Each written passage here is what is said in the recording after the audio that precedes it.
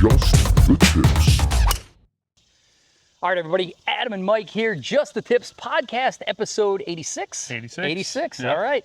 Well, like I said, we're here at our home course, Wiltwick Country Club in Kingston, New York. Just got finished up with Member Guest Weekend, and after that debauchery, it's good. We're talking about the 10 Commandments again. 10 Commandments, yep. We're back at it, and we're on commandment number 3. Alrighty. So number 1 was, thou shalt be courteous to your playing partners. Yep. Okay. Number 2 is don't steal. Don't steal. Thou shalt not steal. What's number 3?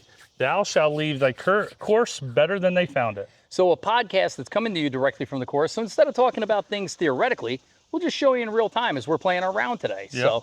So before we get too deep though, shout out to our sponsors, especially our, buy your shirt from golfleague.com. And Mike's been putting the link in the descriptions. So go in. By the way, you didn't tell me. I was waiting. I looked today. Mike, you put together a new drop, the Stars and Smoke. Yeah, Stars and Smoke that thing's out tight. Right now. Yeah, it should be in my mailbox right now. Yeah, I was going to surprise you on vacation, dude. There you go. Yep, and then we got a couple more products coming out. Yep. So check those out, guys. And then, Finn scooters, baby. We're going to be rocking Finn scooters soon. Hey, Finn, we're coming down to Caledonia, True Blue. We're going to the Steve Dresser Golf School. We're going to be rocking Finn scooters all week. Our question is can we just ride them back and forth from the beach house to the course? I think that's a good idea. I think it is, right? You just get like one of those like license plates to just stickers with your name on it. from the beach store that says Adam and yours says Mike. Yep. You have Myrtle Beach on the back of it. Exactly. All right, listen. So what we're gonna do is take you step by step on the course of what we expect or what is expected of you as a courteous golfer. And it's our responsibility collectively to keep up on the course. The grounds crews do a great job. How many people do you think it takes to maintain the 100+ acres here at Wiltwick, the grass and the grounds? I mean, how many would Jason want? Oh, how many would he want is a million. How many does he have? I think it's him and probably 5 guys. It's 3. 3? There's 3 guys that maintain 100 acres, greens, roughs, everything, changing the garbage, filling the water. So again, it's our responsibility to help these guys out. We're not here. Yeah, we're not trying to make it harder for them. No. You know what I mean? Like their job is hard enough. They're off the course. Yeah. They're done before we're showing up. You know what I mean? So let's make their job easier. Yep. In one podcast, and I'll put it in the notes below, or put it in the edit. I talked about. I jokingly said, buy your superintendent a case of beer and go ask him. And we just happened to run upon him at the gym. We'll call it the gym. An establishment in proximity to the gym. Yeah. Sure. Okay. Gym adjacent. He was gym adjacent.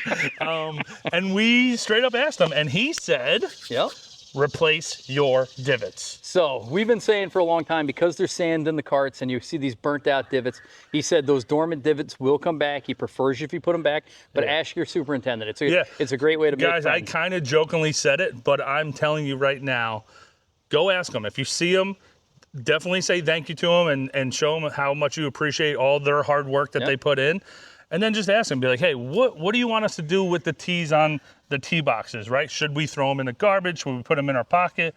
Do we toss them off to the side?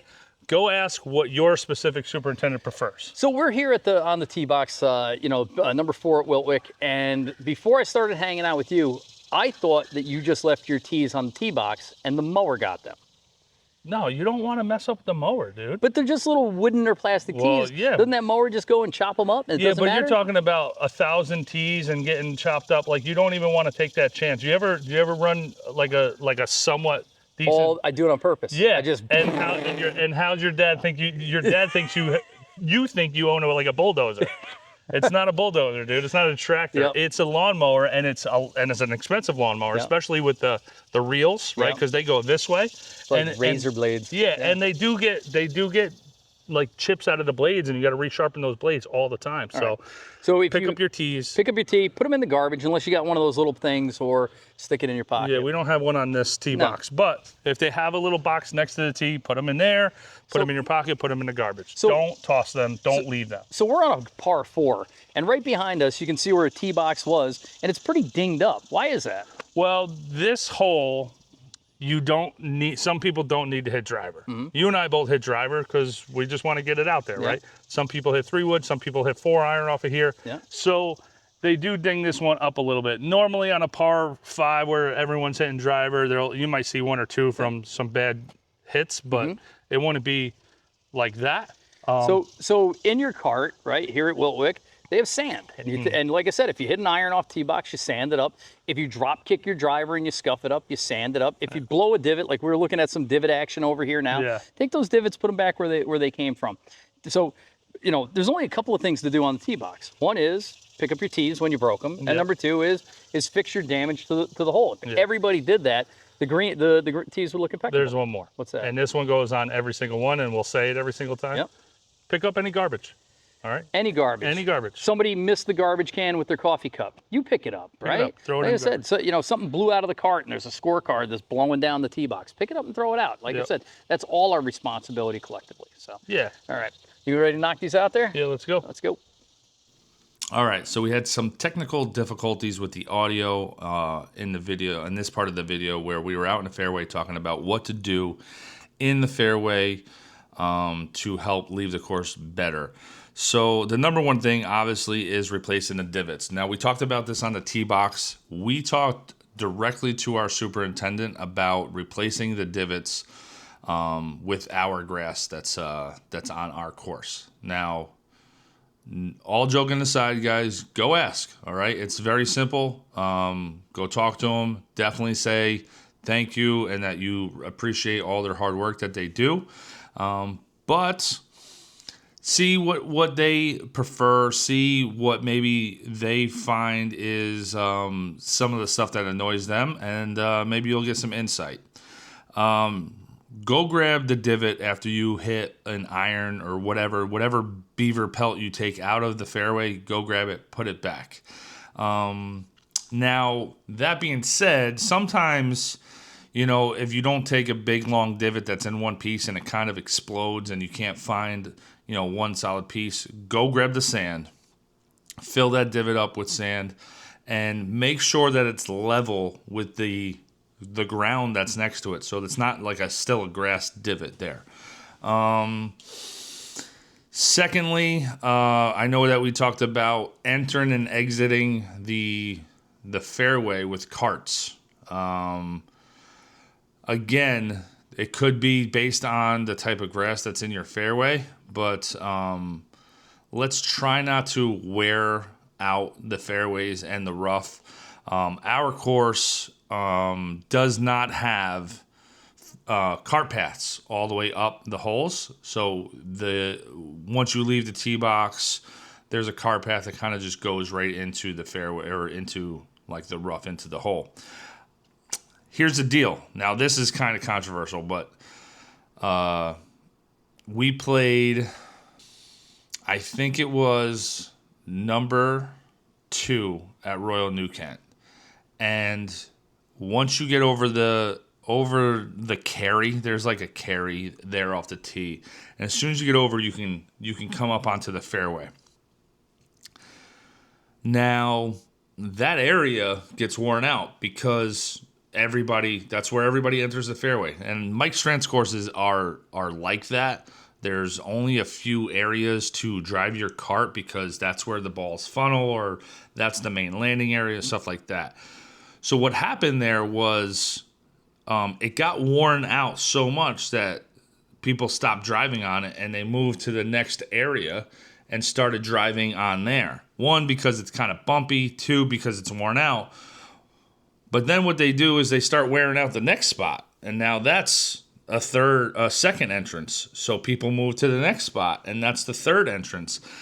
In all actuality, guys, again, I mean, I could be wrong here, but I think it'd be a lot easier just to have one area where people enter and exit the fairways. Instead of thinking that you're doing them a favor and doing a second area and then a third area, just do one, all right? Now, when it comes to parking on the fairway or on the rough or something like that, the main thing is you just don't want to wear out a spot, right? So there are certain areas, like I said, especially on Mike Strantz courses, where you tend to park and leave the cart or something like that. Leave the carts as far away from those common areas as you can, right? Like, especially maybe leave it on the path, or maybe leave your partner, drop your partner off, grab your club, and then move the cart, something like that. Again, that is a tough one, because all courses are different. Different courses have different grass and things like that, plus different amount of play. So that's the one thing I mainly see. Again, pick up any garbage that you see. I'm sure I'm missing something that we talked about when we were in the fairway there, but main thing is do not leave the course. Leave that area messier than when you found it. You see a tee on the ground, you see a piece of garbage, you see somebody dropped a glove or something, pick it up, throw it in the cart, something like that. Also, if you see somebody else's divot that they didn't replace or they didn't fill, go do that as well. All right, moving on to the green next. So the good news is we can talk about the bunker without demonstrating being in the bunker. Yeah, we weren't in the bunker, so that's always good. So rake your bunker. Rake your bunker, but rake it the right way. Yes. So let me walk you through my bunker process, because I feel like I have walking me through it? Walking you through my bunker process. Let's walk us through it. All right. Okay. Take a journey with me through my bunker process. So first thing is identify the closest rake. Yeah. Sometimes you have to look and you're like, holy cow, that rake is like way the hell over there. But also take a look and say, when I'm done with this rake, am I now going to have 3 rakes on the same side of the bunker and none on the other? Right. Thinking about the person that's coming back there, right? So get the rake that's most appropriate distance-wise, but also when you're done with it, is going to leave the best distribution of rakes. Don't spend a lot of time doing this, but if you can be slightly conscientious about it, I think that's okay. Totally. Take a couple of practice swings behind the bunker in the grass, right? So let me interject on yours real quick. Enter the bunker on the lowest side, where you can kind of walk into the bunker. That might mean that it's not the nearest way or the easiest way to get to your ball, but that way you're not like putting footprints in onto the faces and stuff like that. So I've done it before by accident, or because you're trying to hurry up or things, but you take a step off of the green side and down into it, you can first off, you could break your ankle. You're smushing that whole face down. Yeah, and messing the face up. And then if you ever try and rake it back up to put it back in place, it's like impossible. Yeah, it's not. So I will say the only times I have done something like that where I'm like plugged in that face and I have to step in from the high side and like use that as like my foot placement. Yeah. But dude, then you're there for a good 10 minutes trying to fix that face. So I like to, when I enter in the low point, I bring the rake with me. Mm-hmm. I place the rake down next to me, not so it's in the way, but so it's close. Now I got one set of footprints in, I got a rake there. I dress my ball. I hit a beautiful arcing flop shot that lands, hits twice, and comes to rest right next to the cup, right? Reach over, grab my rake, and then brush the footprints away while I back out of the same thing. If I do it right, there should really only be one width of rake marks, right? And I'm not leaving sand castles where it's all humped up. It's nice and smooth, and I'm brushing back towards me. When I get up to the top, I might rake it up there a little bit. Yeah, we're just going smooth. Yeah. You want to like leave it a good lie for the next person. Yep. Now, I personally, if I'm coming in diagonally like you just did, I'm still, and this is just maybe an OCD in my Zen garden. Yeah. I'm gonna do a rake towards the flag in a straight line, and then a rake towards the flag in a straight line. So do you try and replace I don't know what you call it when they're perfect, they're done by the course? It's technically grain. Grain? It's grain in the sand. Like I'm trying to go that way. And So I'm not going this way. Yep. I'm not raking like this because that's a diagonal grain to the flag now. Yeah. So I will literally rake those lines straight to the flag. But that's me being OCD, but I think it's a good practice. All right, now we're on the green, okay? What do we do on the green, dude? You're rarely there. Bang off your cleats, your spikes, your club. either right over the edge of the bunker or right outside the bunker, okay? Just get the sand off. Don't track that onto the green because now we're talking about greens, okay? Listen, I just hit a good shot in here. Yep. Okay? Fix your ball marks, okay? Fix 2 ball marks. So I would say this. Every ball mark you see. If you don't fix 2 ball marks, you will not make a birdie You're not putt. making that putt. Right? You're not so making that putt. if you don't, you got to fix 2. And I can't make that putt to save my life. I'm going to stop putting right now. You'll Just fix get your them ball back. mark. So I'm going to say this. you talk ball marks, and I got another Fix pet peeve. every ball mark that you see in your area that's not, going completely out of your way over there. Yeah. But if my putt is here, Yep. and my ball hit here, I'm fixing this ball mark, right? And now, I see one here. I'm gonna get this one. And even if they're And this flat, but you can bring the grass in a little tighter. These are all good Every things. time, if you can fix 2 to 3 ball marks every green. Yep. And we That'd be all great. did it. We'd have unbelievable greens regardless of where you're playing. Here's one I got, dude. I know it's cool that a lot of people wear spikeless cleats these days, but there's still a great number of us who are still rocking, cleated shoes. Dude, guys, pick your feet up. Good God. I'm even looking here, and there's a tournament out here. That's why we're shooting the podcast, so it's a little slow going, so we're taking advantage of it. But again, you got spike marks all over the place. Especially around this area right here, this little 3-foot circle. Look at these are new spikes. I never do this, right? I just pull it back a little bit. Look at that. Look at how it picks that up. Dude, that's so much grain. Yeah.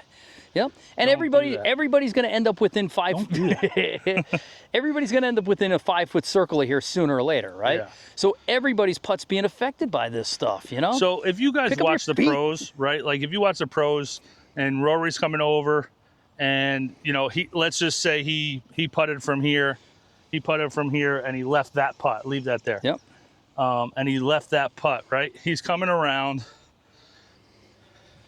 He taps that in. Then he's coming over here and grabbing this so that he's not in that line, but then he's tapping that down right there. If you see that, they're tapping that down because guess what? That's Scotty Scheffler's through line. If he leaves that 2 feet long, he's on that stuff right there. You know what I mean? So it's all about being courteous to thy playing partners, but taking care of the course and doing all these things. And I actually said this last episode is that these all kind of link together to be a good human golfer. Yep, exactly. That's all. So what else on the green? The flag stick. All right. So two things. Pull the flag. 2 things about the flag. Yeah, listen, it's not COVID anymore. Pull the flag stick. Rest it down gently out of the way. Don't slam it down. I wouldn't mind you putting it right there. That would be perfect. And then I could just bang it off the flag stick. There you go. But here's the one that gets me. It's 2 things. Number 1 is you guys who I don't know. Maybe your wives are upset because you pee on the toilet seat. Because obviously you can't hit this 4-inch cup with this, and you jam in the side of the cup and you break the cup. And now we're lucky. We play at a course that regularly changes their cups, but not all of them do. So you go to a good municipal course, and all of a sudden it's all busted up on the side, and you're like, come on. Don't do that. 2. Rest this down gently, like you said. Don't slam it down. I personally don't even like leaving it on the green. I like, especially a pin like this where you're close to the green, go put it over there. Another one, and this can be A and B. When guys stand here with it and then they lean on it and drive it into the ground. I never thought about that, but I'm watching you leave a ball mark with the flag stick. Don't even do it. And I'm just kind of faking this and leaning on this. Don't do that, and don't drag this on the ground. You said that in one where you're just like, okay, then I'm just gonna scoot this across and bring it up. Like, don't do those things, guys. Just take care of greens. And here's the deal. Accidents do happen, right? Like where, hey, listen, I scuffed my foot, because I thought I made that. I was going to give a fist pump. Come back and tap that thing down. And if you made it bad, like fix it. You know what I mean? Like come around and fix it with a ball mark. Don't leave that there. Okay? Don't worry, Mike. I got that flag back in for us. No, you don't. And put the flag all the way in. Okay? Check out Royal New Kent, number 7. I even went back and double checked, but it was my own. Yeah? Like I put it in and it didn't feel right, and I went back and checked it. Yep. So you keep hitting that. It's 2 inches far lower in the ground now than it was when we started. Well, I'm trying to make the putt. There you go. So what's the average green cost, by the way? If I wanted to build a green in my backyard, one this size. This size. Yeah. What am I in for? I would say a nice, good mid-size SUV. Yeah. Yeah. So again, you wouldn't. 35 to 50,000. Like you're not going to be sitting there scratching up your SUV out in your driveway. Yeah. Right, with your cleats, you're just like dragging your putter across the side of your, your Chevy Blazer or whatever it is, Listen, I'm done with this putt. Yeah, dude, you're not making it. Yeah, no, it doesn't break. It's because it's all scuffed right here. It is too from the tournament, but. All right. Dude, so, what else, man? Listen. I think that's take care of the course. And one more thing that we have to say is anything that you see, we didn't say it in the fairway, but you see somebody drop the tee in the middle of the fairway or a scorecard or, first tee wrapper, pick it up. Same thing on the green. Some people drop tees here, right? They're trying to find their ball mark and then they rip a tee out of their pocket and they drop it and they don't even realize it, all right? And then they walk away. Guess what? Pick it up, okay?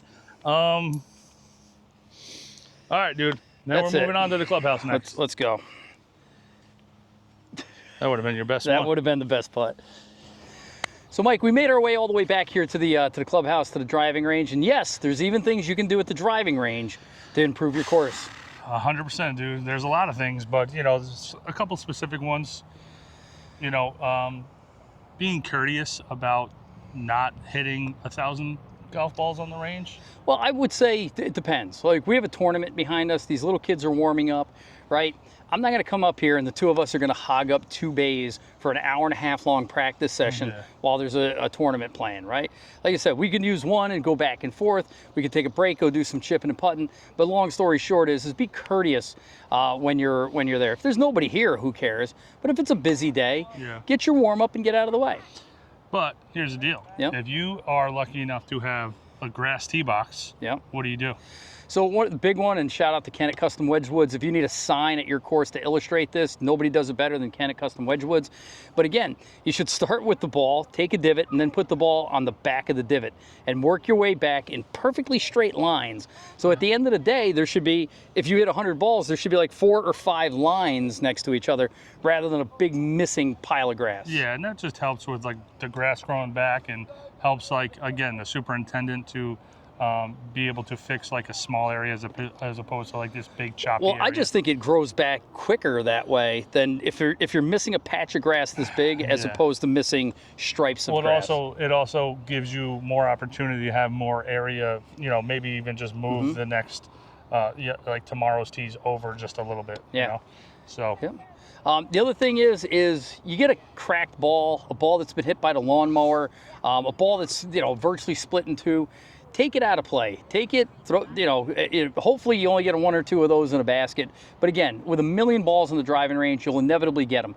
But be a good policer. If the ball is damaged and unplayable, don't chip it back out onto the range where now they're going to pick it up, they're going to wash it, they're going to carry it, right? Now, also, don't be the guy who goes, this ball is not perfectly round, or this ball is a little, no, like I said, but we know if they're damaged beyond being any help in the air, just put it to the side. Put it to the side, get rid of it, right? Anything else, brother? Pick up your garbage. Pick up the garbage, dude. Everywhere you go, pick up the garbage, all right? Exactly. Anything else? I think we did it, man. Yeah, I mean, again, these 10 commandments, they're kind of self-explanatory where, you talked about it in the last 2 episodes where there's people who know that they're doing it, and then there's the uneducated people where they don't know. And we're just trying to inform the uneducated people. These are things that are a thing, right? They are a thing.